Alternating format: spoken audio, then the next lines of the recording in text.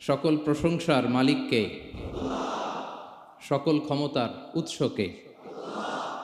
কেউ যেটা পারে না পারে কে, কেউ যেটা দেখে না দেখে কে, কেউ যেটা শোনে না শোনে কে।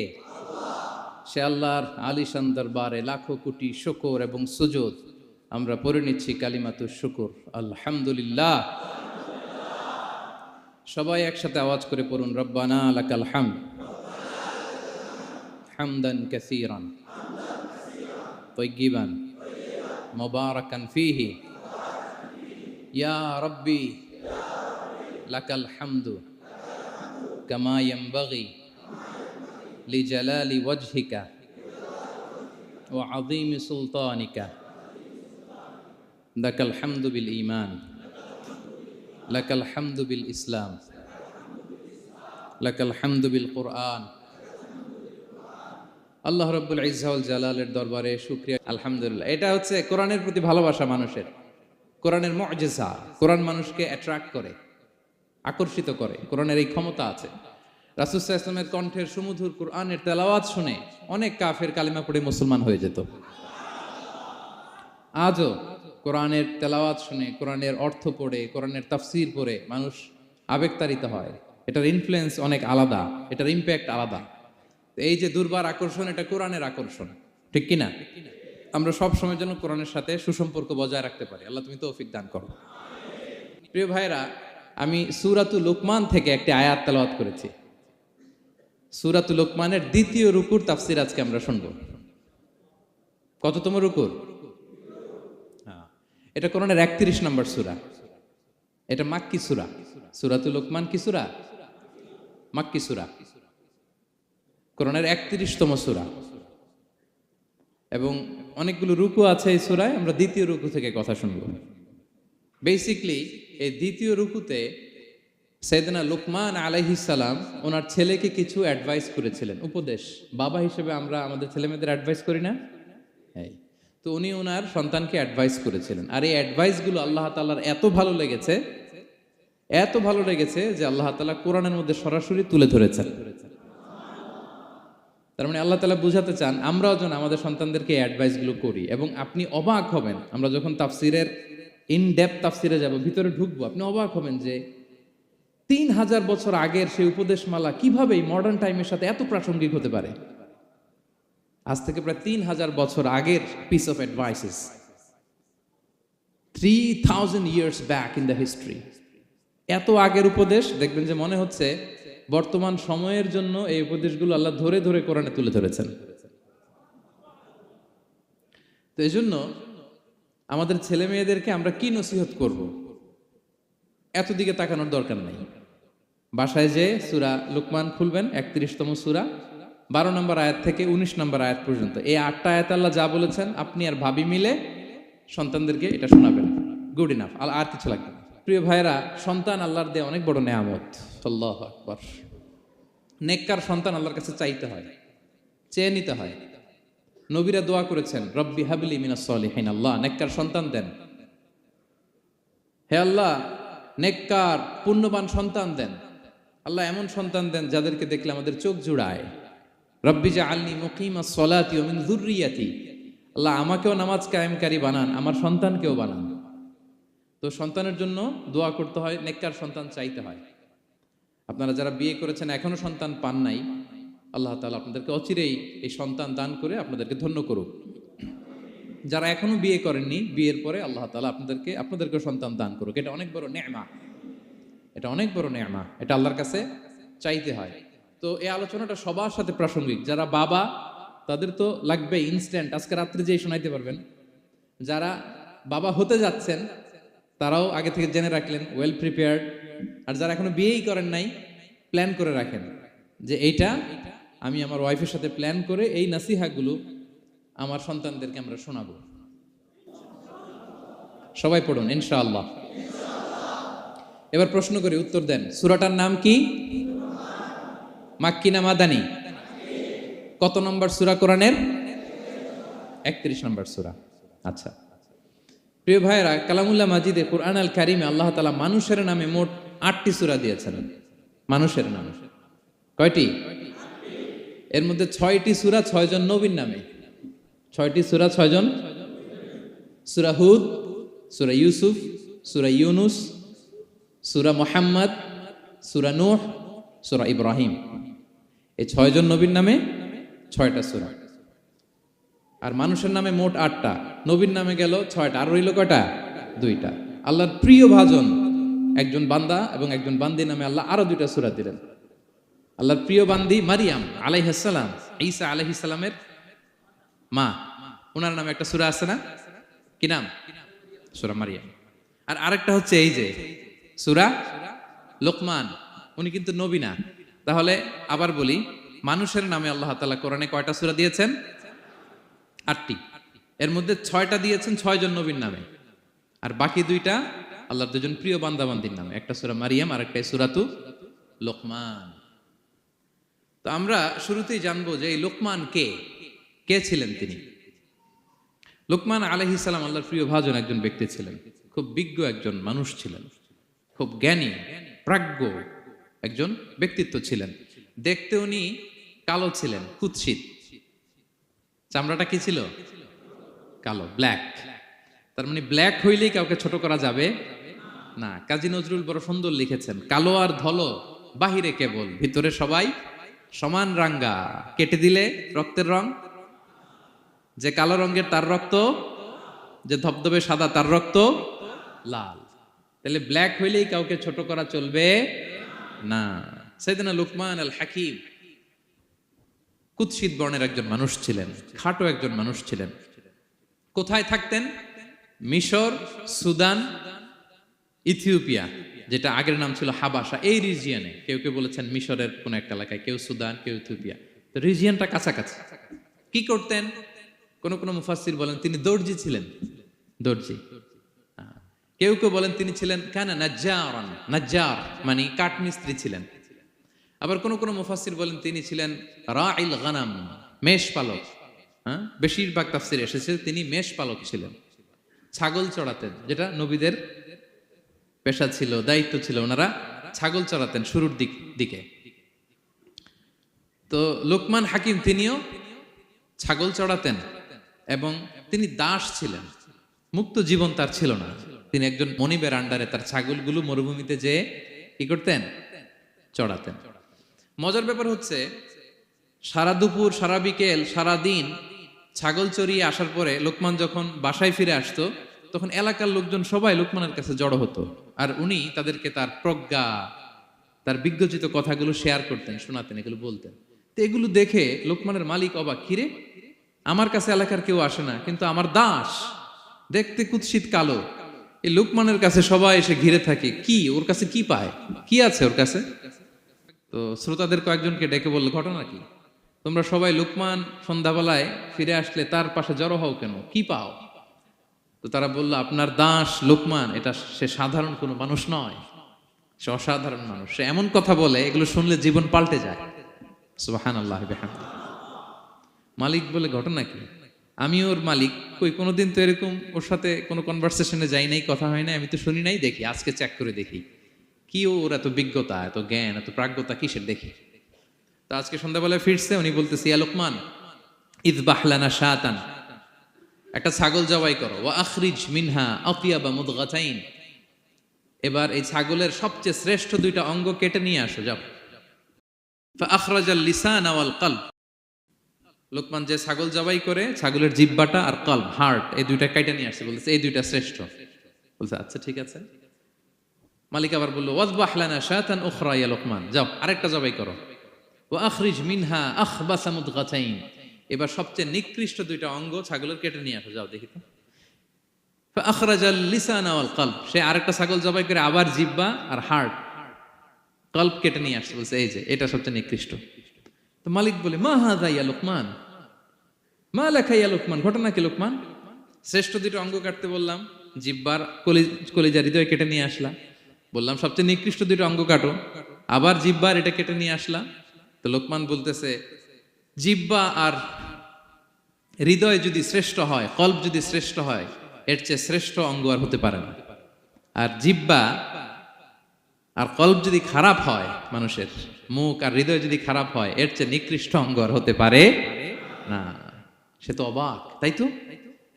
সে চিন্তা করে দেখে, তাই তো এই মুখ দিয়ে মানুষ ভালো কথা বলে, সত্যের পায়গাম পৌঁছায়, মানুষের কল্যাণের জন্য ডাকে, জিকির করে, তাসবিহ পড়ে, কোরআন তেলাওয়াত করে, তখন তো এই জিহ্বা শ্রেষ্ঠ। আবার এই জিহ্বা দিয়ে যখন সে সমালোচনা করে, গীবত করে, শেখায়াত করে, অন্যকে গালি দেয়, কটু কথা বলে, তখন তো এই জিহ্বাটাই নিকৃষ্ট, ঠিক কিনা? আবার এই হৃদয় দিয়ে, এখানে সিনায় যখন আল্লাহর জিকির বসায়, এই হৃদয় দিয়ে মানুষের কল্যাণের কথা চিন্তা করে, সত্যের কথা চিন্তা করে, তখন তো এটা সবচেয়ে ভালো। আবার এই হৃদয়ে যদি অন্যের ব্যাপারে হিংসা পুষে রাখে, এই হৃদয়ে যদি সে নিজের ব্যাপারে হাই স্টিম, অহংকার পুষে রাখে, তাইলে হৃদয়ের চেয়ে খারাপ অঙ্গার হতে পারে? মালিক অবাক হয়ে গেল, বলতেছে, তাই তো লোকমান, আসলেই তুমি অনেক প্রাজ্ঞ, অনেক বিজ্ঞ, যাও, তোমাকে আমি আর এই বন্দিত্বের মধ্যে আটকে রাখতে চাই না, তোমাকে আমি এই ভালো কথাগুলো গণমানুষের কাছে পৌঁছে দেওয়ার জন্য আজ থেকে তোমাকে লোকমান আমি আজাদ করে দিলাম। মুক্ত জীবন পেয়ে মুক্ত বিহঙ্গের মতো তিনি উড়ে বেড়াতে লাগলেন, আর মানুষের কাছে তার এই প্রাজ্ঞ বিজ্ঞচিত কথাগুলো তিনি ছড়াতে লাগলেন। তো তিনি তার সন্তানকে ডেকে বলেছিলেন, কিছু উপদেশ দিয়েছিলেন ডেকে, যে বাবা এটা করো, এটা করো, এটা করো, এটা করো না। এই তার সন্তানকে এই উপদেশগুলো তিনি যে দিলেন, আল্লাহ তাআলার কাছে এত ভালো লেগেছে, এতই চমৎকার এবং পারফেক্ট মনে হয়েছে, আল্লাহ তাআলা কিয়ামত পর্যন্ত গোটা বিশ্বের সব বাবারা মায়েরা যেন তাদের সন্তানদেরকে এই উপদেশ দিতে পারে, হুবহু লিটারালি ওই কথাগুলো আল্লাহ তাআলা কোরআনের মধ্যে তুলে দিয়েছেন। আজকের সূরা লোকমানের দ্বিতীয় রুকুতে মূলত এই তাফসীরটাই আপনাদেরকে শোনাবো। তো কোন প্লট, কোন স্লট আজকে আলোচনা হবে, সবার কাছে ক্লিয়ার? হ্যাঁ, আগ্রহ জাগছে, জানার ব্যাপারে আগ্রহ জাগছে? আচ্ছা, আসুন আমরা মহাবিশ্বের মহাগ্রন্থ আল কোরআন আল কারীম থেকে সরাসরি আলোচনা শুরু করি। আমরা আউযু বিল্লাহ দিয়ে শুরু করি, সবাই পড়ুন, আউযু বিল্লাহি মিনাশ শাইতানির রাজীম, বিসমিল্লাহির রহমানির রহিম। ولقد آتينا لقمان الحكمة أن اشكر لله ومن يشكر فإنما يشكر لنفسه ومن كفر فإن الله غني حميد। সুবহান আল্লাহ পড়েন। আল্লাহ তাআলা বলছেন, ওয়ালাকাদ আতাইনা লুকমানাল হিকমা, আমি লোকমানকে হিকমত দিয়েছি, প্রজ্ঞা দিয়েছি, আর বলেছি আনিশকুর লিল্লাহ, লোকমান আল্লাহ শুকরিয়া করো। ওমান ইয়াশকুর ফাইন্নামা ইয়াশকুরু লিনাফসি, যে আল্লাহ শুকরিয়া করে সে তার নিজের জন্যই করে, এটা নিজের জন্যই ভালো। ওমান কাফারা ফাইন্নাল্লাহা গানিয়ুন হামিদ, আর যে শুকরিয়া করে না, নাশুকরি করে, অকৃতজ্ঞ হয়, তাহলে জেনে রেখো আল্লাহ তাআলা তিনি গানি, অমুখাপেক্ষী, তিনি হামিদ, সদা প্রশংসিত। সুবহানাল্লাহ পড়েন।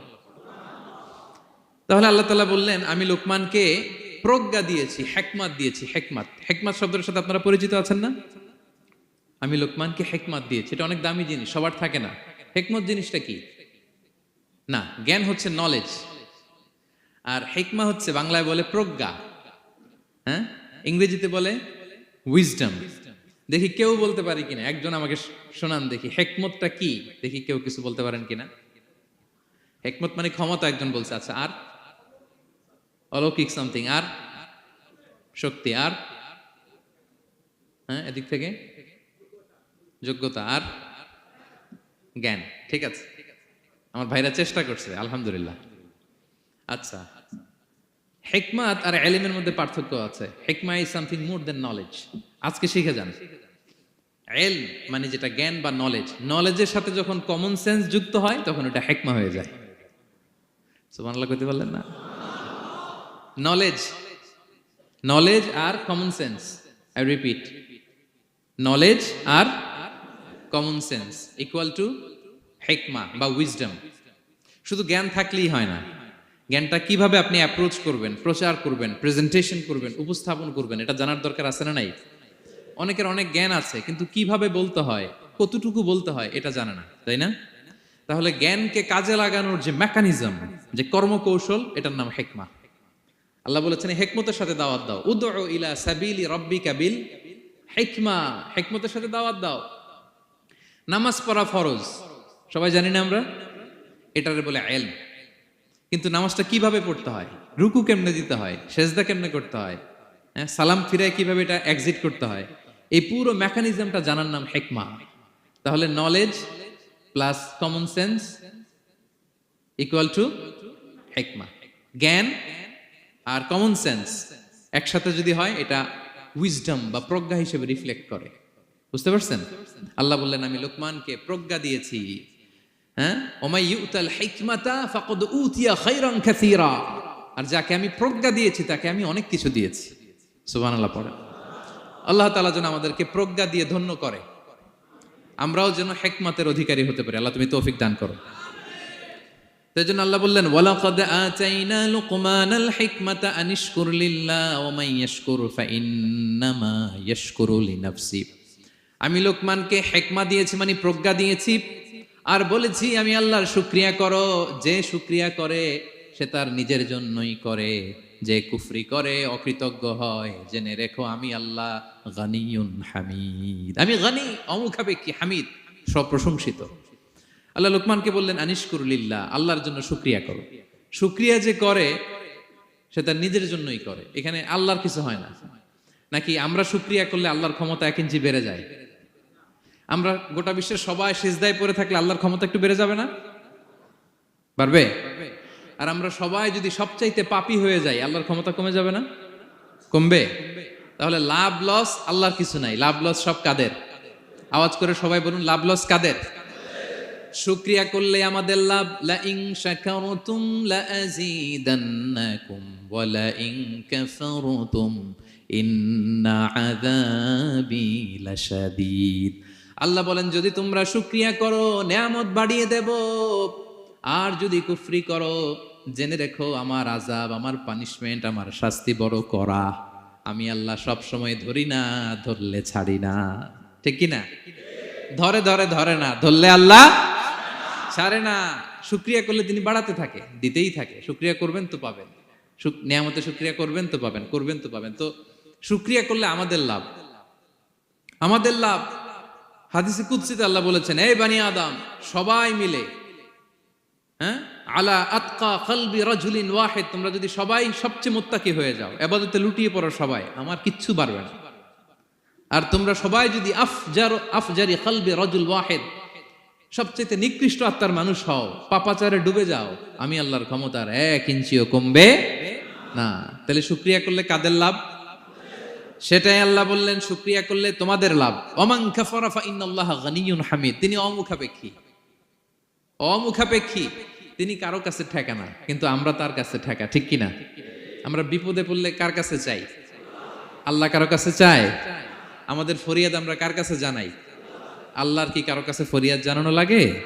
তিনি গানিয়ুন হামিদ, অমুখাপেক্ষী, কারো প্রতি তিনি মুখাপেক্ষী নয়। গোটা বিশ্ব তার কাছে প্রার্থনা করে, গোটা বিশ্ব মুখ থুবড়ে তার কাছে পড়ে থাকে, গোটা বিশ্ব লুটিয়ে পড়ে সিজদায় পড়ে তার কাছে রোনাজরি করে, কিন্তু তিনি কারো কাছে কিছু চেতে হয় না। তিনি গানিয়ুন হামিদ। এরপর আল্লাহ তাআলা সেদিন লোকমান আলাইহিস সালাম সন্তানকে কি উপদেশ দিলেন এর পরের আয়াত থেকে শুরু করলেন। আল্লাহ তাআলা বললেন ওয়া ইয ক্বালা লুকমানু লিবনিহি ওয়া হুয়া ইয়াইদুহু ইয়া বুনাইয়া লা তুশরিক বিল্লাহ ইন্নাশ শিরকা লাযুলমুন আযীম। আল্লাহ বললেন স্মরণ করুন সে সময়ের কথা যখন লোকমান তার সন্তানকে বলেছিল, কি অবস্থায়? ওয়া হুয়া ইয়াইদুহু, ওয়াজ করতেছিল, ছেলেকে নাসিহাত করতেছিল, কাউন্সেলিং করতেছিল।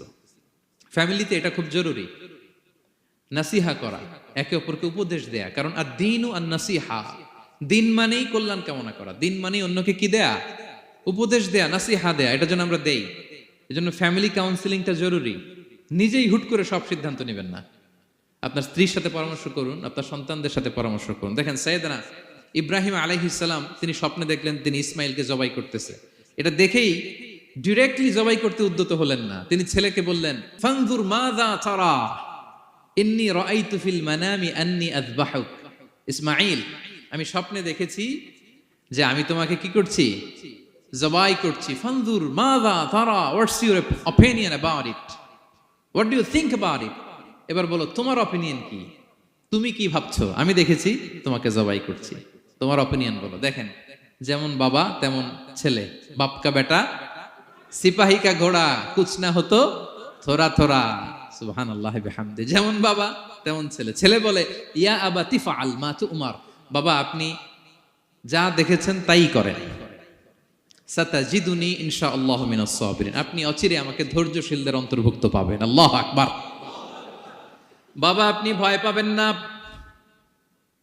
বিচলিত হবেন না, আমার কারণে আপনি আল্লাহর কাছে লজ্জিত হবেন না, আপনি যেমনটি দেখেছেন তেমনটি করুন, ভয় পাবেন না, অচিরেই আপনি আমাকে ধৈর্যশীলদের অন্তর্ভুক্ত পাবেন। যেমন বাবা তেমন ছেলে, ঠিক তেমন রেসপন্স, ঠিক তেমন উত্তর। সাথে সাথে বললেন বাবা আপনি ভয় পাবেন না, করুন। তো দেখেন আল্লাহর নবী ইব্রাহিম আলাইহিস সালাম স্বপ্নে যেটা দেখেছেন আল্লাহর পক্ষ থেকে এসেছে, চাইলেই তো ছুরি চালাতে পারতেন, চালিয়েছেন? কি করছেন? পরামর্শ করেছেন, কাউন্সিলিং করেছেন। ফ্যামিলি কাউন্সিলিংটা খুবই জরুরি। This is the first and foremost reminder tonight. আজকের তাফসির থেকে প্রথম রিমাইন্ডার এটা, যে বাসায় আমরা কাউন্সিলিং করব, বড় কোনো সিদ্ধান্ত নিতে গেলে পরামর্শ করব, যেমনটি নবী আলাইহিস সালাম ওনারা করেছেন, ঠিক কিনা? তাহলে সাইয়েদনা লোকমান আলাইহিস সালাম ছেলেকে উপদেশ দিচ্ছেন, আর উপদেশের ভাষা হতে হবে কোমল। দেখেন এখানে আল্লাহ তাআলা যেটা ব্যবহার করেছেন ইয়া বুনাইয়া, যারা আরবি জানেন, বুনাইয়া শব্দটা কিন্তু সাধারণ শব্দ না। হ্যাঁ, ইবনুন থেকে বুনাই মানে খুব আদর করে ছোট্ট বাচ্চাকে আমরা যেটা ডাকি, ও আমার কলিজার টুকরা সন্তান, ও আমার সোনামণি, হ্যাঁ, ও আমার ছোট্ট মণি, ও আমার বাজান, হ্যাঁ, ও আমার আব্বু। আর কি বলেন ছেলে মেয়েদেরকে আপনি? সায়া। কি এটার মানে কি? হ্যাঁ, ইংরেজিতে বললে ডার্লিং। আর ঠিক আছে, ডার্লিং কিন্তু সবাইরে বলা যায়, মানে যাকে আপনি লাভ করেন, ভালোবাসেন, আপনার ছেলেকে ডার্লিং বলতে পারেন, মেয়েকে বলতে পারেন, আপনার ওয়াইফকে বলতে পারেন, অন্য আবার অন্যান্য নারীদেরকে বলা যাবে না, স্ত্রী পর্যন্ত, হ্যাঁ, কাছের যারা এদেরকে। তো মালয়েশিয়ান ভাষা তো আমি জানি না, মালয়েশিয়াতে যেটা বলে ওইটা দিয়ে ডাকবেন, খুব সোহাগ দিয়ে, আদর দিয়ে, কারণ নাসিহাতের ভাষা খুব কোমল হতে হয়। যে নাসিহাত হৃদয় নিংড়ানো মমতা দিয়ে বেরোয়, ওই নাসিহাত অন্যের হৃদয়ে যে টাচ করে। কথা বুঝতে পেরেছেন? যেটা হৃদয় নিংড়ানো ভালোবাসা থেকে বেরোয় নাসিহাত, সেটা আপনার ছেলের হৃদয়ে যে টাচ করবে, ক্লিক করবে। আর যদি রেগে মেগে আগুন হয়ে ওরে ধরেন, নামাজ পড়লি না কেন, এটা করলি কেন, এমনটা হইলো কেন, ও শুনবে? শুনবে না, বিগড়ে যাবে। দেখেন সাইয়েদনা মূসা আলাইহিস সালাম এবং সাইয়েদনা হারুন আলাইহিস সালাম দুজন মিলে যখন ফেরাউনকে দাওয়াত দিতে যাবেন, আল্লাহ বললেন মূসা তোমার মেজাজ কিন্তু গরম, এই গরম মেজাজ নিয়ে ফেরাউনের দাওয়াত দিলে হবে না। রব্বুল আলামিন বললেন মূসা তোমার মেজাজ বড্ড গরম, কিন্তু তোমার জিহ্বাটা দিয়েছি আমি নরম, এই নরম জিহ্বা দিয়ে ফেরাউনের দরবারে যেয়ে যখন দাঁড়াবা, ফাকুলা লাহু কাওলান লাইয়িনান লাআল্লাহু ইয়াতাযাক্কারু আও ইয়াখশা। সুবহানাল্লাহ পড়েন। ফাকুলা লাহু কাওলান লাইয়িনা, সফট ল্যাঙ্গুয়েজ ইউজ করবা, কোমল ভাষায় দাওয়াত দিবা, নরম ভাষায় সফট করে, কোমল করে, ভদ্র করে ফেরাউনের কাছে প্রেজেন্টেশন দিবা। হতে পারে তোমার এই সুন্দর প্রেজেন্টেশনের কারণে ফেরাউন দাওয়াত কবুল করে নিতে পারে। দেখেন আমাদের যে অ্যাপ্রোচে ভুল অনেক দাঈদের, ফেরাউনের মতো কুখ্যাত সন্ত্রাসী এই পৃথিবী আর দেখবে? কথা বলেন না কেন? ফেরাউনের চাইতে বড় গডফাদার, ফেরাউনের চাইতে বড় সন্ত্রাস ডাকাত এই পৃথিবীতে আর দ্বিতীয়টা কেউ এসেছে? তো এই ফেরাউনকে দাওয়াত দেওয়ার জন্য আল্লাহ মুসাকে বললেন মুসা সফটলি বইল, কোমল ভাষায় বইল, একটু মোলায়েম সুরে বইল, যাতে ওর হৃদয়ে টাচ করে। আর আমরা যাদেরকে খারাপ মনে করি, যাদেরকে আমরা পাপী মনে করি, তারা কি ফেরাউনের চেয়েও খারাপ? হ্যাঁ, তো তাদের কাছে আমরা যখন বার্তা পৌঁছাই, আমরা তো অ্যাগ্রেসিভ হই কেন, আমরা তো অ্যাটাকিং হই কেন, আমরা হিট করে করে কথা বলি কেন? না, দিস ইজ নট দ্য দাওয়া অ্যাপ্রোচ। এইভাবে দাওয়াত দিলে সেই দাওয়াত কোনো ফল বয়ে আনবে না। তো দেখেন আল্লাহ বললেন ওয়াইদ ক্বালা লুকমানু লিবনিহি ওয়া হুয়া ইয়াইদু, স্মরণ করুন সে সময়ের কথা যখন লোকমান তার ছেলেকে বলেছিল, ওয়াজ করে, উপদেশ দিয়ে, নাসিহা করে, ইয়া বুনাইয়া, ও আমার কলিজার টুকরা সন্তান, ও আমার সোনামণি। যত কোমল ভাষায় আপনার ছেলেকে ডাকতে পারেন, এরকম আদর দিয়ে, সোহাগ দিয়ে, হ্যাঁ, মায়া মমতা মাখা মোলায়েম কণ্ঠে ওকে ডাকবেন। ডেকে কি উপদেশ দিলেন দেখেন। সাইয়েদনা লোকমান প্রথম উপদেশ দিলেন, ইয়া বুনাইয়া, আমার সন্তান, লা তুশরিক বিল্লাহ, ও আমার কলিজার টুকরা বাবা, আল্লাহর সাথে তুমি শিরক করো না। প্রথম উপদেশ, খবরদার আমার কলিজার টুকরা সন্তান, আল্লাহর সাথে শরিক করতে যেও না। আল্লাহর সমকক্ষ কাউকে মনে করো না।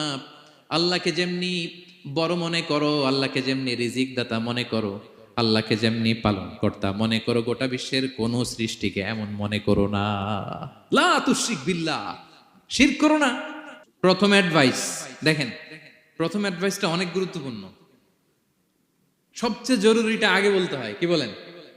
আগে বলতেছে লা তুশরিক বিল্লাহ, ও আমার সন্তান, আল্লাহর সাথে শরীক করো না, কারণ ইন্না শিরকা লা যুলমুন আযীম, আল্লাহর সাথে শিরক বড় পাপ। এটা হচ্ছে যুলমুন আযীম, অনেক বড় জুলুম। এটা মহাপাপ, এটা অনেক বড় জুলুম।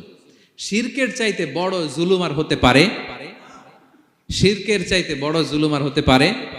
কারণ এই জুলুম আপনি সৃষ্টি হয়ে করতেছেন কার প্রতি? বুঝে থাকলে উত্তর দেন। এই জুলুম আপনি সৃষ্টি হয়ে কার প্রতি করতেছেন? আল্লাহর প্রতি। জুলুম কারে বলে দেখি, কে বলতে পারে? অত্যাচার আর মানুষের হক নষ্ট করা। মাশাআল্লাহ, অনেক চমৎকার, এটা জুলুম। তার মানে অধিকার নষ্ট করা, কি বলেন? অধিকার হরণ করা, এটা হচ্ছে জুলুম। ইনসাফ বিরোধী কাজ করা, এটা জুলুম। এই যে আল্লাহ তাআলা আমাদের সৃষ্টি করলেন, অস্তিত্বহীনতা থেকে তিনি আমাদের অস্তিত্ব দিলেন, আমাদেরকে রিজিক দিলেন, নেয়ামত দিয়ে আমাদেরকে ধন্য করলেন। তো আল্লাহ তাআলার অধিকার ছিল না যে তাকেই আমি সেজদা দিব? এটা তার অধিকার। এটা কার রাইট? আমরা হিউম্যান রাইটস নিয়ে কথা বলি, অ্যানিমাল রাইটস নিয়ে কথা বলি, উইমেন রাইটস নিয়ে কথা বলি। ইবাদতের অধিকারী তিনি, এটা তার অধিকার। তার জন্য আমরা সিজদায় লুটিয়ে পড়বো। তো এই সিজদা আপনি ওদিকে না দিয়ে যদি মাজারে দেন, আল্লাহর অধিকার নষ্ট করছেন না? কথা বলেন, এটা ইনসাফ হইছে? যিনি রিজিক দিল, যিনি সৃষ্টি করলো, যিনি নিয়ামত দিল, তার ইবাদত না করে আপনার মতো আরেকটা সৃষ্টির সামনে আপনি এরকম নমস্ত নমস্ত গান, এটা তার অধিকার হরণ হয়েছে না? এটা ইনসাফ বিরোধী হয়েছে না? এজন্য আল্লাহ বলেছেন ইন্না শিরকা লা যুলমুন আযীম। শিরকে সবচেয়ে বড় জুলুম বলার কারণ কি? কারণ আপনি সৃষ্টি হয়ে স্রষ্টার উপর জুলুম করেছেন। এর চেয়ে বড় জুলুম আর হতে পারে?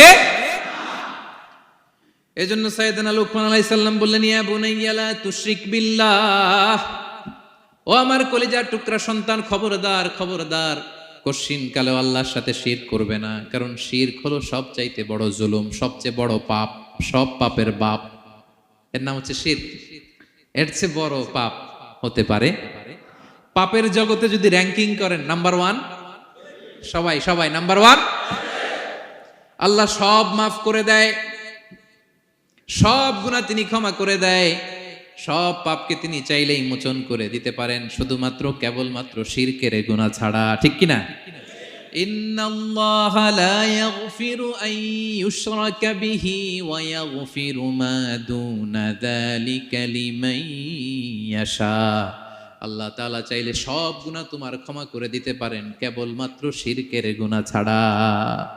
এটা ক্ষমা করে না, কারণ এইটা আল্লাহকে অপমান করার শামিল। ঠিক কিনা? আল্লাহর উদাহরণ বাদ দেই, আপনার বস যে আপনাকে খুব ভালোবাসে, যে আপনাকে স্যালারির বাইরেও আরো অনেক কন্ট্রিবিউশন করে, টাকা দেয়, আদর করে, এই সুবিধা দেয়, ওই সুবিধা দেয়, আপনি উনারে শ্রদ্ধা না দেখাইয়া এই শ্রদ্ধা আপনি অন্যদের দেখান, কিন্তু উনারে শ্রদ্ধা করেন না, উনি এটা মেনে নিবে? কথা বলেন। যে আল্লাহ আপনার জীবন দিলেন, রিজিক দিলেন, সব দিলেন, গোটা জগৎটাই তো তা, সব দেওয়ার পরেও সিজদা যে আপনি কোথায় দেন? হ্যাঁ, মাজারে, দরগায়, বাবার কাছে। এরকম আছে না নাই? হ্যাঁ, আমাদের এখানে কেউ নাই। হ্যাঁ, দেশে গেলে এরকম মাজারে যে মানত টানত করেন নাকি? হ্যাঁ, মানত করেন? মাজারে সেজদা দেওয়া যাবে? চাইতে হবে একটা সত্তার কাছে। চিল্লায় বলুন তো তিনি কে? এজন্য বিশ্বনবী বললেন, ইযা সাআলতা ফাসআলিল্লাহ, চাইলে আল্লাহর কাছে চাও। ওয়া ইযা ইসতাআনতা ফাসতাইন বিল্লাহ, সাহায্য যদি চেতে হয় একজনের কাছে চাইবা। চিল্লায় বলেন তিনি কে?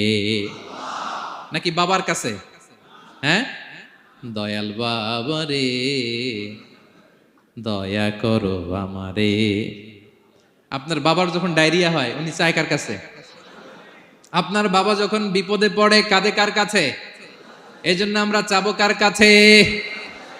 দয়ালা আল্লাহ রে দয়া করো আমারে, এটা বলতে হবে, ঠিক কিনা? বলেন সবাই, দয়ালা আল্লাহ রে দয়া করো আমারে।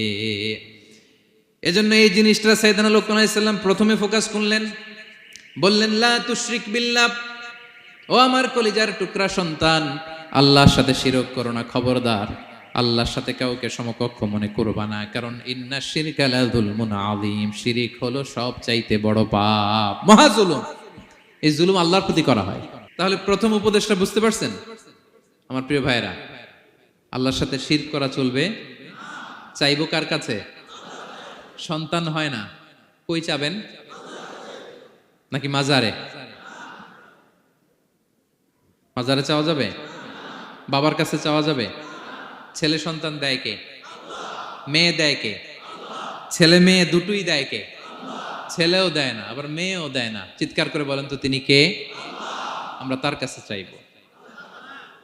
সব পরিস্থিতিতে আমরা একজনের কাছে চাইব, তিনি কে? আবার রব্বুল আলামিন বিশ্বনবীকে জানিয়ে দিলেন, ও নবী শোনো শোনো, তোমার আগে সব নবীকে আমি জানিয়ে দিয়েছি, লা ইন আশরাকতা লা ইয়াহবাতান্না আমালুকা ওয়া লা তাকুনান্না মিনাল খাসিরিন। তুমি যদি আল্লাহর সাথে কাউকে শিরক করে ফেলো, তোমার সব আমলগুলো বাতিল হয়ে যাবে, কিয়ামতের ময়দানে তুমি হবা খাসিরিন, ক্ষতিগ্রস্ত, কিছুই থাকবে না। কিয়ামতের ময়দানে তুমি হবা হাই হাই কোম্পানির ম্যানেজার। যদি শিরক করো তোমার আমল বাতিল, খবরদার কিয়ামতের দিন তুমি হাই হাই করবে, অভাগা দুর্ভাগা হয়ে উঠবে। এজন্য শিরককেও আমরা না বলে দিব। শিরকের সাথে আমাদের কোনো সম্পর্ক আছে? জোরে বলেন।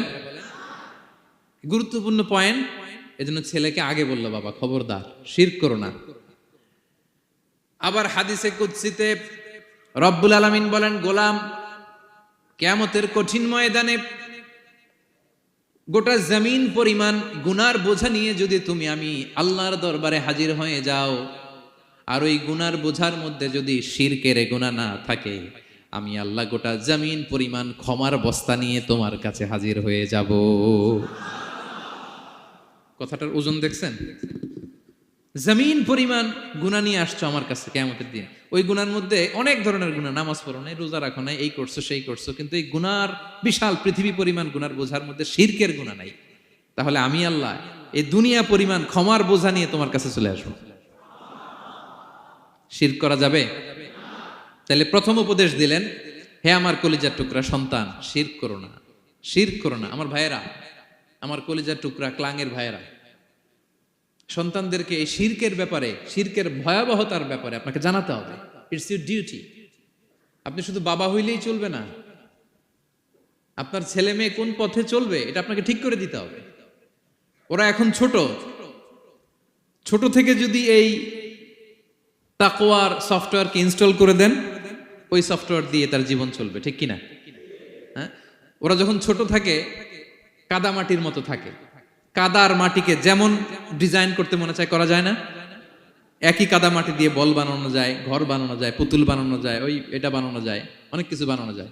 কিন্তু এটা যখন শুকিয়ে শক্ত হয়ে যায়, আর কিছু করা যায়? হ্যাঁ, আমাদের আঞ্চলিক ভাষায় বলে কাঁচা না নোয়ালে বাঁশ, পাকলে করে।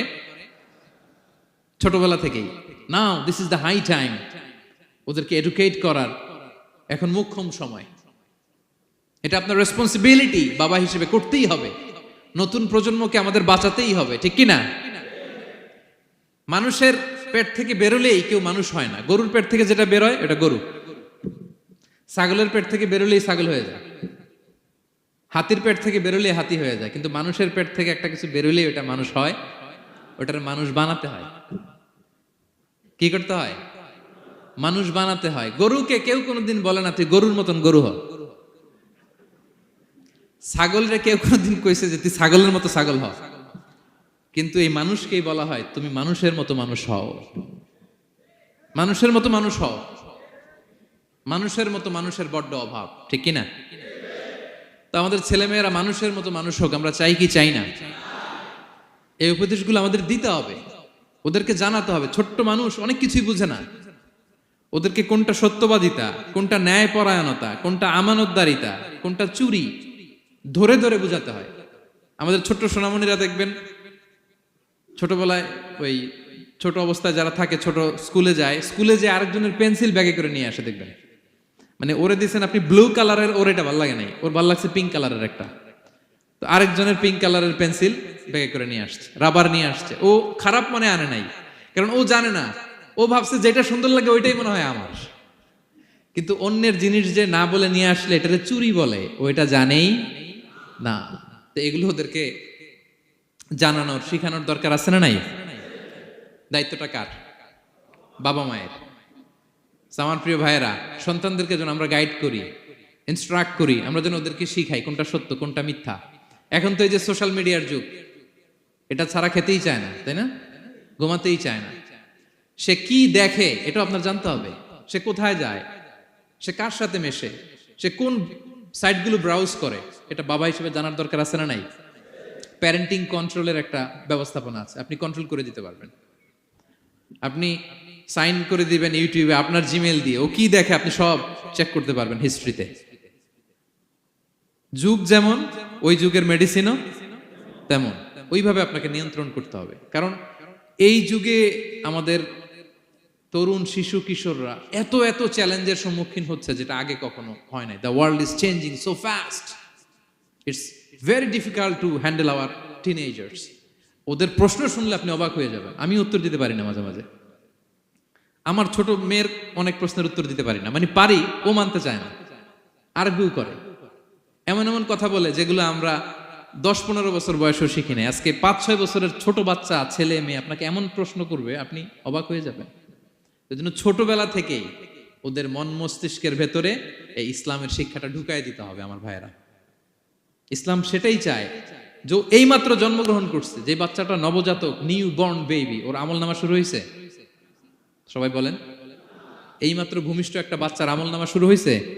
তারপর ইসলাম বলে ওর কানের সামনে আল্লাহু আকবার, আল্লাহু আকবার বলে আল্লাহর নামটা ঢুকিয়ে দাও। এখনো আমল নামা শুরু হয় নাই,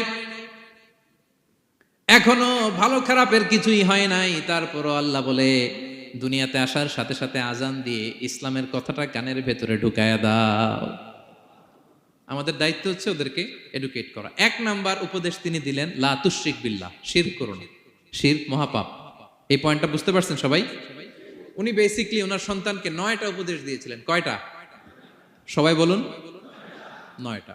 এরপর আল্লাহ তাআলা আরেকটা এক্সট্রা উপদেশ দিয়ে দিয়েছেন, 9 আর 1 মিলে তিলকা আশারাতুন কামিলা, একেবারে ফাইনাল, 10টা হয়ে গেছে, পরিপূর্ণ। তো শিরকের ব্যাপারে সতর্ক করার সাথে সাথে আল্লাহ তাআলা নিজ থেকে একটা উপদেশ দিলেন। আল্লাহ তাআলা কি বললেন? রব্বুল আলামিন বললেন, ওয়াসাইনাল ইনসানা বিওয়ালিদাইহি হামালাতহু উম্মুহু ওয়াহানান আলা ওয়াহান ওয়া ফিসালুহু ফি আমাইনি আনিশকুর লি ওয়া লিওয়ালিদাইকা ইলাইয়াল মাসির। সুবহানাল্লাহ পড়ে। আল্লাহ বললেন, ওয়াসাইনাল ইনসানা বিওয়ালিদাইহি, শিরকের কথা যখন লোকমান সন্তানকে জানালো, এবার আমি আল্লাহ পৃথিবীর মানুষগুলোরে জানিয়ে দিলাম, খবরদার খবরদার, মা বাবার সাথে কখনো খারাপ আচরণ করো না। ওয়াসাইনাল ইনসান, মানুষকে আমি ওসিয়ত করলাম, রেকমেন্ড করলাম, ভার্ডিক্ট জারি করে দিলাম, বিওয়ালিদাই, মা বাবার ব্যাপারে তাদের সাথে সদাচরণ করবে, মা বাবার সাথে খারাপ আচরণ করা যাবে। জান্নাতে একটা দরজা আছে, নাম আল আব, বাবা, আর একটা আল উম, মা। যারা বাবা মার সাথে ভালো আচরণ করছে তারা ওইটা দিয়ে ঢুকবে। সুবহানাল্লাহ পড়ে। এক লোক বললেন, ইয়া রাসূলুল্লাহ, আমার মাকে কাঁধে করে কাবার চারদিকে ঘুরিয়েছি, তাওয়াফ করিয়েছি, প্রচন্ড রোদের মধ্যে আমার মাকে কাঁধে করে কাবার চারদিকে লাব্বাইক লাব্বাইক বলে অনেকবার ঘুরিয়েছি। ইয়া রাসূলুল্লাহ, আপনি আমাকে বলে দেন, ছোটবেলা যখন আমি আমার মায়ের বুকের দুধ খেয়েছি, ওই দুধের শোধটুকু আদায় হয়েছে কিনা? বিষ্ণুই বললেন, কি প্রশ্ন করলা তুমি? লাউ কাতাতা জিলদাক, তুমি যদি তোমার গায়ের চামড়া কেটে জুতা বানিয়ে দাও, চামড়াটা কেটে শুকিয়ে যদি জুতা বানিয়ে তোমার মায়ের পায়ের নিচে দিয়ে দাও, ছোটবেলায় মায়ের বুকের যে দুধ খেয়েছো, একটা দুধের 1 ঢোক দুধ খাওয়ার শোধ আদায় হবে না। 1 ঢোক যে দুধ খাইছো ওইটারই শোধ আদায় হবে না। খবরদার খবরদার, বাবা মার ব্যাপারে সাবধান। বিশেষ করে মায়ের সাথে দুজনের কথাই আল্লাহ প্রথমে বললেন, এরপরে বললেন বিশেষ করে মায়ের সাথে, কারণ হামালাতহু উম্মুহু, বাবা তোমারে পেটে ধরে নাই, পেটে ধরেছে কে? ওয়াহানান আলা ওয়াহান, 10 মাস 10 দিন বোঝার পরের বোঝা, যন্ত্রণার পরে যন্ত্রণা বাবা সহ্য করে নাই, করেছে কে? এত বড় একটা পেট হয়ে গেছিল, জানেন তো? হ্যাঁ, আল্লাহ। এই পেটটা নিয়ে বারবার কিচেনে যাওয়া লাগছে, এটা নিয়ে টয়লেট করে, এটা নিয়ে গোসল করে, ঘুমাতে পারে না, শুইলে উঠতে পারে না, উঠলে বসতে পারে না। একদিন 2 দিন, 1 সপ্তাহ 2 সপ্তাহ, 10 মাস 10 দিন আমার মাকে এই কষ্ট দিয়েছে। মায়ের কলিজার মাঝখানে লাথি মেরে দুনিয়াতে এসেছে। এরপরে আল্লাহ বললেন ওয়া ফিসালুহু ফি আমাইন, এখানেই শেষ নয়, দুধ ছাড়াতে লেগেছে 2 বছর। কয় বছর? ওগো মা তুমি এই ধরনের শ্রেষ্ঠ নেয়ামত, তোমারই পদ তলে রয়েছে জান্নাত। ওগো মা তুমি এই ধরনের শ্রেষ্ঠ নেয়ামত, তোমারই পদ তলে রয়েছে জান্নাত। ঠিক কিনা? দেখেন আল্লাহ মর্যাদা কোথায় বাড়ালো।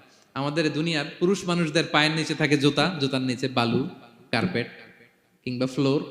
আর আল্লাহ বলে দুনিয়ার এক একটা মায়ের পায়ের নিচে আমি জান্নাত দিয়ে রেখেছি। এই পৃথিবীটারে 100 বার বিক্রি করলে জান্নাতের একটা চেয়ারের দাম হবে?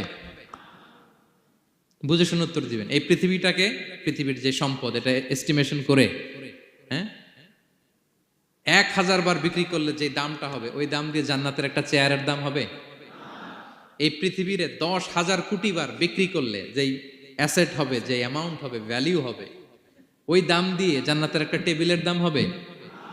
আর যেই জান্নাত, পুরো জান্নাতটা মায়ের পায়ের নিচে পড়ে আছে, ওই পা দুইটার দাম কত? সুবহানাল্লাহ পড়বেন না? মা বাবার দোয়া অনেক বড় দোয়া।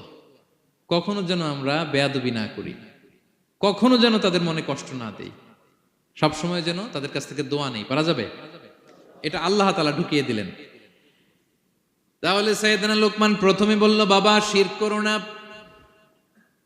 এরপরে রব্বুল আলামিন বললেন শিরকের পরে তোমাদের সবচাইতে বড় দায়িত্ব যে বাবা মা তোমাদের জন্য এত কষ্ট করেছে, তাদের সাথে খারাপ আচরণ করো না। 2টা হয়ে গেল। কয়টা? আওয়াজ করে বলেন কয়টা? 3 নম্বরে সাইয়েদনা লোকমান আলাইহিস সালাম ছেলেকে বললেন ইয়া বুনাইয়া ইন্নাহা ইন তাকু মিসকালা হাববাতিন মিন খারদালিন ফাতাকুম ফি সখরাতিন আও ফিস সামাওয়াতি আও ফিল আরদি ইয়াতি বিহাল্লাহ ইন্নাল্লাহা লাতীফুন খাবীর। 3 নম্বরে সাইয়েদনা লোকমান বললেন বাবা সরিষার দানা পরিমাণ কোনো ভালো কাজ যদি তুমি করো কিংবা খারাপ কাজ যদি তুমি করো, সেটা যদি মাউন্ট এভারেস্টের উপরে উঠে করো কোনো খারাপ কাজ, আও ফিস সামাওয়াতি মহাশূন্যে যে যদি করো, আও ফিল আরদে জমিনের অতল গহ্বরে কোনো সুড়ঙ্গ বানিয়ে সেখানেও যে যদি কোনো পাপ করো, ইয়াতি বিহাল্লাহ সেটাও আল্লাহ নিয়ে আসবে। কোনো পাপ বা কোনো ভালো কাজ আকাশে উঠে, পাহাড়ে উঠে কিংবা সুড়ঙ্গ করে জমিনের ভিতরে ঢুকেও যদি করো, কিয়ামতের দিন আমলনামায় সেটা দেখতে পাবে। সুবহানাল্লাহ পড়বেন না? কারণ ইন্নাল্লাহা লাতীফুন খাবীর, তিনি হলেন লতিফ সূক্ষ্মদর্শী। যত ছোট কাজই করো না কেন তার চোখে ফাঁকি দেয়া যায়। তার মানে 3 নাম্বার উপদেশে সাইয়েদনা লোকমান তার ছেলেকে আল্লাহর শক্তি, আল্লাহর ক্ষমতার ব্যাপারে একটা ধারণা দিচ্ছেন। নিজের ছেলেকে তার রবকে চিনাইতে হবে। আমাদের রবকে আমাদের চিনার দরকার আছে না নাই? ছেলেকে বুঝাবেন বাবা ওই যে তুমি মসজিদে আমার সাথে যে সেজদা দাও, কারে দাও জানো? তিনি কত বড়, তিনি কত বিশাল ক্ষমতার অধিকারী। তুমি সামান্য কোনো ভালো কাজ কিংবা খারাপ কাজ এটা যদি মহাশূন্যে উঠেও করো, পাহাড়ের চূড়ায় গিয়েও যদি করো,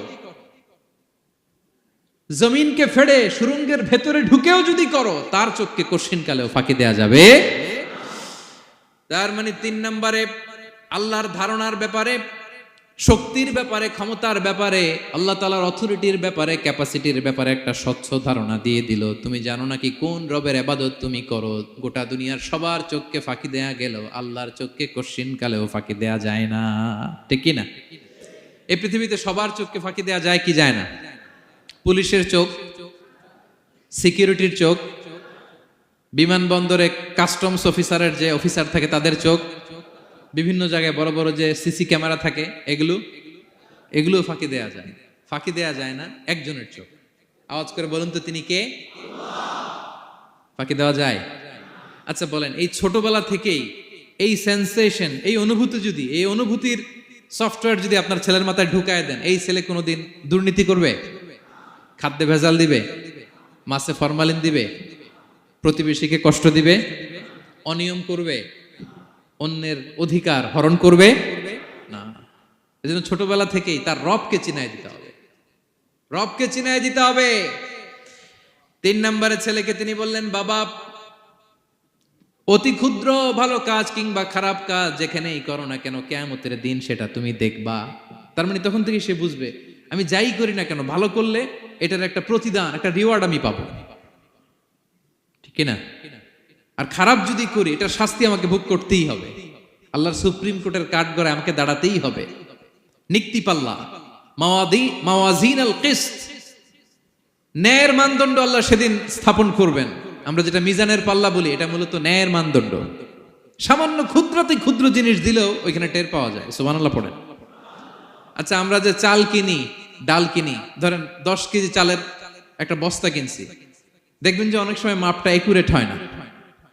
10 কেজির চেয়ে হয়তো একটু বেশি অথবা হয়তো একটু কম, এরকম হয় না অনেক সময়? 5 কেজি কিনছেন এক দোকান থেকে, আরেক জায়গায় যে ভালোভাবে মাপ দিয়ে দেখবেন যে একটু বেশি হয়েছে অথবা একটু কম হয়েছে, ঠিক কিনা? আল্লাহ যে মিজানের পাল্লা সেদিন বসাবেন, ওইখানেও তো এরকম হবে। হ্যাঁ, কেমন হবে? فَمَن يَعْمَلْ مِثْقَالَ ذَرَّةٍ خَيْرًا يَرَهُ, পড়ুন, وَمَن يَعْمَلْ مِثْقَالَ ذَرَّةٍ شَرًّا يَرَهُ। ক্ষুদ্রাতি ক্ষুদ্র জাররা তথা অনুপরিমাণ ভালো যদি করো, সেটাও সেদিন নিক্তি পাল্লায়, মিজানের দাড়ি পাল্লায় দেখতে পাবা। ক্ষুদ্রাতি ক্ষুদ্র খারাপও যদি করো, সেদিনও মিজানের পাল্লায় সেটা তুলে দিবে কে? জাররা মানে খুবই ক্ষুদ্র। কতটুকু ক্ষুদ্র আমি উদাহরণ দিয়ে বুঝাই। শীতের সকালে টিনের ঘরে যারা কোনোদিন থেকেছেন, এখানে তো শীত নাই, মালয়েশিয়াতে সারা বছর গরম। শীতের সিজনের কথা মনে আছে তো আপনাদের? না মালয়েশিয়ায় থাইকা সব ভুলে গেছেন? শীতকাল, শীতকাল মনে আছে? হ্যাঁ, শীতের সকালে টিনের ঘরে যদি কখনো থাকেন, দেখবেন যে টিনের ঘরে ছিদ্র থাকে, ওই ছিদ্র দিয়ে সূর্যের আলো ঢুকে, রশ্মি। মনে পড়ছে?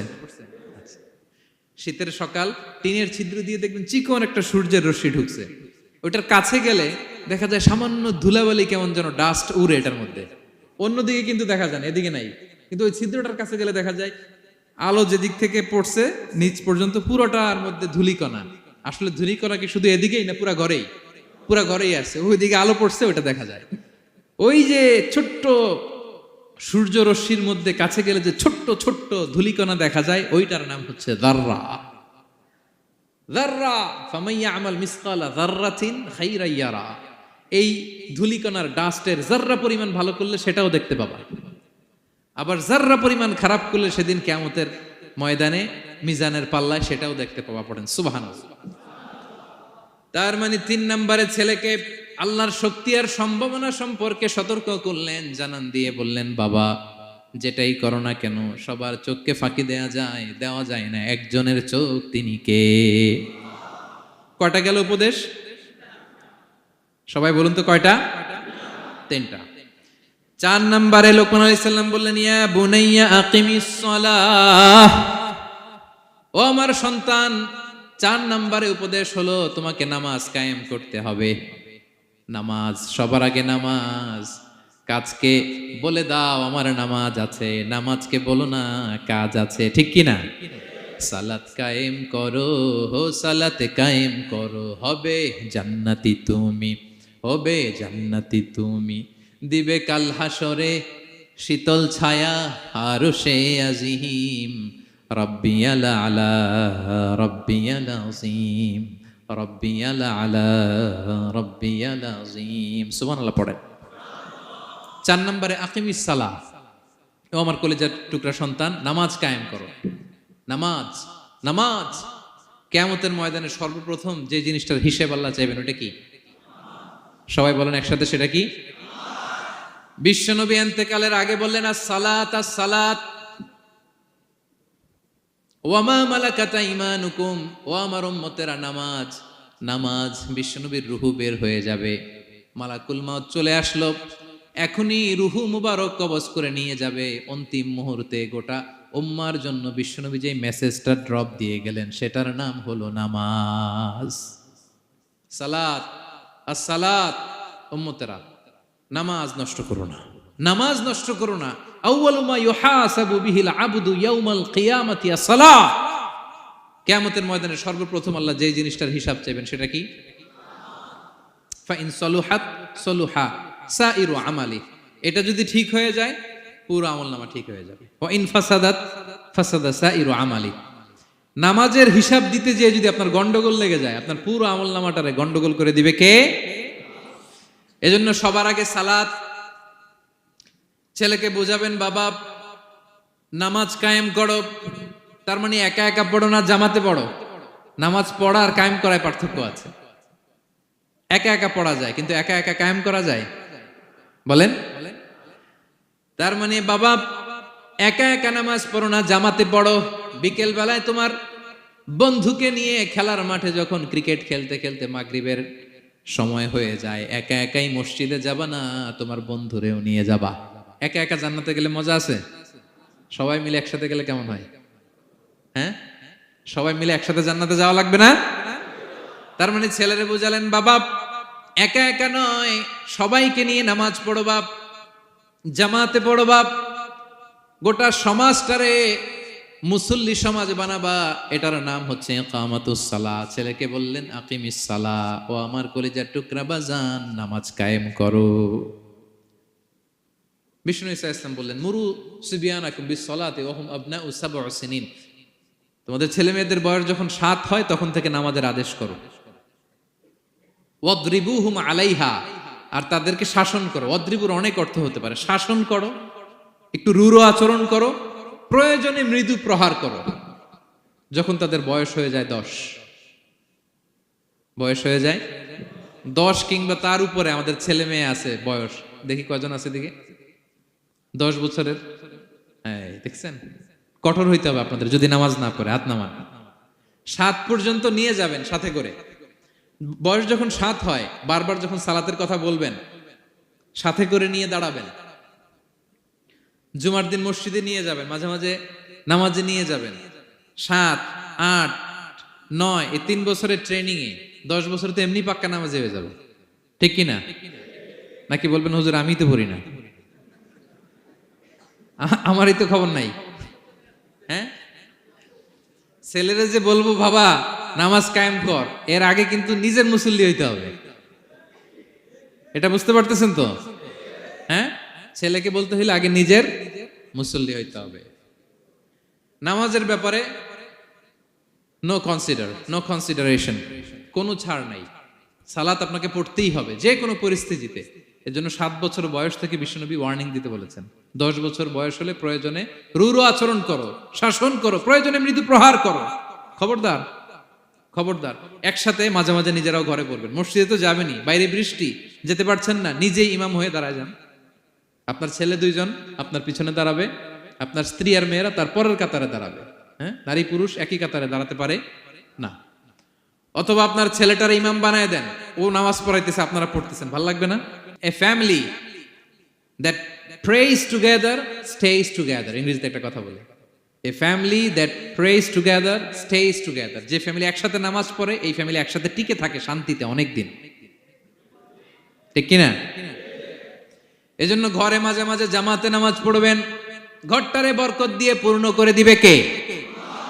এজন্য সাইয়েদনা লোকমান বললেন আকিমিস সালাহ, আমার কলিজার টুকরা সন্তান নামাজ, নামাজ নষ্ট করো না, নামাজ নষ্ট করো না। অনেক ফ্যামিলি আছে, অনেক ফ্যামিলি নিজেও নামাজি, ছেলে মেয়েদেরকেও নামাজের কথা বলে পড়ায়, জোহর পড়তে দেয়, আসর পড়তে দেয়, মাগরিব পড়তে দেয়, এশা পড়তে দেয়, ফজর পড়তে দেয় না।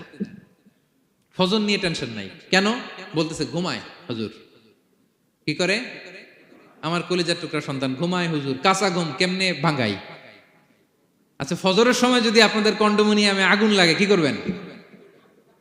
ফজরের সময় লাগছে আগুন, আরেকটু ঘুমাক, কাঁচা ঘুম। হ্যাঁ, বলবেন বলবেন, কথা বুঝে নাই বোধহয়।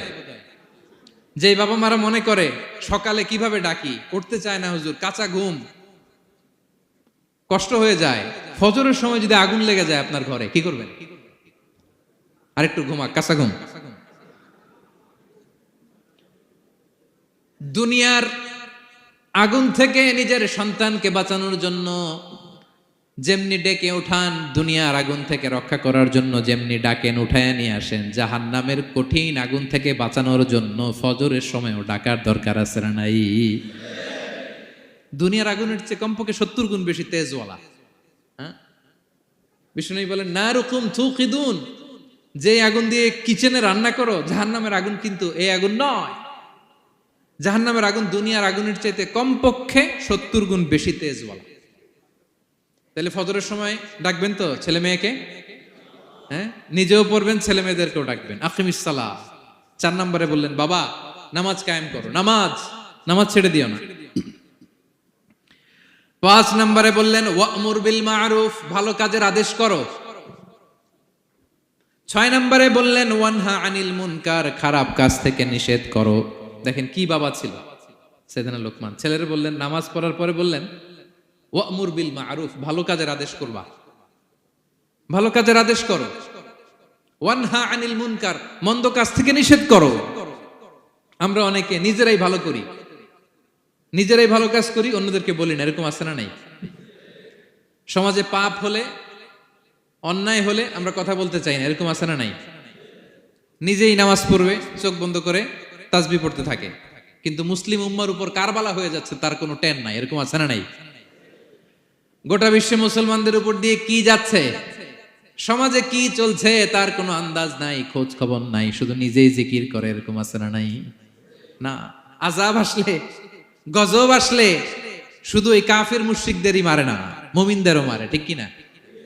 আল্লাহ বলে ওই আযাবকে ভয় করো, ওয়াত্তাকু ফিতনাতাল লা তুসিবান্নাল্লাযীনা যালামু মিনকুম খাসসা। ওই আযাবকে ভয় করো, এই শাস্তিকে ভয় করো, যে শাস্তি যখন আমি পাঠাই ওই শাস্তি দিয়ে শুধু জালেমদেরকে মারি না, আলেমদেরকেও মারি, ঠিক কি না? কারণ তুমি আলেম হয়ে বসেছিলা কেন? তুমি সমাজকে বাঁচাও নাই কেন? শুধরে দাও নাই কেন? শুদ্ধাচারের অভিযানে তুমি নামো নাই কেন? ঠিক কি না? তুমি একা একা জিকির করে তোমার আল্লাহর ওলি হইতে বলছে কে? গোটা সমাজকে তোমার বাঁচাতে হবে। একটা জাহাজ 2 তলা, আপনি আছেন 2য় তলায়, নিচ তলায় একদল লোক জাহাজের তলা ছিদ্র করতেছে। জাহাজের তলায় ছিদ্র করলে কি ঢুকে? তা আপনি যদি বলেন ওরা নিচে আছে ছিদ্র করতেছে, ওরা করুক, আমি থামাবো কেন? আমার তো দোষ নাই, আমি তো ছিদ্র করি নাই। ছিদ্র করছে কারা? ওরা। পানি ঢুকলে ওরা মরবে, আমি তো বেঁচে যাবো। বাঁচবে? কারণ সে তো জাহাজের ভিতরেই। আপনি যে যদি এই পাগলগুলার না থামান, ওরা তো মরবেই, আপনিও শেষ। চিল্লায় বলেন ঠিক কিনা? এজন্য সমাজে যখন পাপ হয়, অন্যায় হয়, দেখা মাত্রই আপনাকে থামাতে হবে। তা না হলে এই পাপের কারণে, অন্যায়ের কারণে আযাব আর গজব যখন আসবে, পাপীরাই মরবে না, আপনিও মরবেন, ঠিক কিনা? মুসা আলাইহিস সালামের পায়ের মধ্যে একবার একটা লাল পিঁপড়া কামড় দিছে। এই সাইজের যে লাল পিঁপড়াগুলো কামড় দিলে খুব আরাম লাগে না? কেমন লাগে? হ্যাঁ, খুব ব্যথা করে, প্রচন্ড ব্যথা করে। তো মুসা আলাইহিস সালামের মেজাজ কি নরম না গরম? খুব তাড়াতাড়ি রেগে যেতেন উনি। এক এক নবীর এক এক অ্যাট্রিবিউটস ছিল, হ্যাঁ, এক এক বৈশিষ্ট্য ছিল। উনি অনেক রেগে যেতেন। উনি থাপ্পড় মেরে একবার ফেরাউনের বাবুর্চিকে দুনিয়া থেকে শেষ, এক থাপ্পড়, এত শক্তি। সেই বুখারীতে এসেছে মালাকুল মাউতকে মারছিলেন একটা। ওই যে ছোটবেলা থেকে মারার অভ্যাস, ছোটবেলায় কার গালে দিছিল জানে না বোধহয়? ফেরাউন। অন্যায় দেখলেই ছোটবেলায় ফেরাউনের গালে দিছে একটা। বড় হয়ে ফেরাউনের বাবুর্চির একটা, এরপরে মালাকুল মাউতকেও একটা। এর কারণ মালাকুল মাউত আবার মালাকুল মাউতের মতো আসেনি, মানুষের আকৃতিতে এসেছিল। তো পারমিশন না নিয়ে ঢুকছে, উনি ভাবছে এমনি মানুষ, কিরে পারমিশন নিলি না কেন?